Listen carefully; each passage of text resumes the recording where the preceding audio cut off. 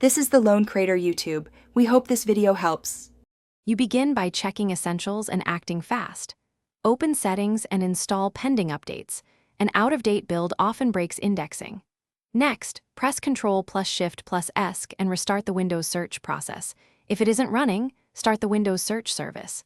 Then open an elevated PowerShell and run sfc and dism to repair corrupt system files. These fixes restore missing components that search relies on. Once done, make sure to reboot so service and file repairs fully apply. Now you rebuild and repair the systems that power search. Rebuild the index via Control Panel indexing options, Advanced Rebuild. This forces Windows to rescan files and often resolves missing results. Next, run specific PowerShell commands to reset the search UI and fix permissions.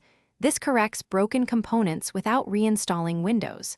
If problems persist, inspect the registry keys for Search Host or Bing Search enabled carefully and restore correct values. Improper keys can disable search functionality, so export a backup before changing anything. Finish by cleaning up and validating the user experience. Reset the Windows Search app or run the built-in search and indexing troubleshooter. This applies targeted repairs to settings and permissions. If search works in a new user account, you've isolated a profile issue, so migrate data rather than forcing risky repairs. If problems remain, consider rolling back a recent update or performing an in-place upgrade repair to preserve files while restoring system components.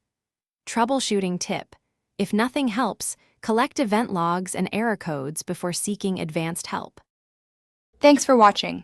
Consider subscribing if we helped you.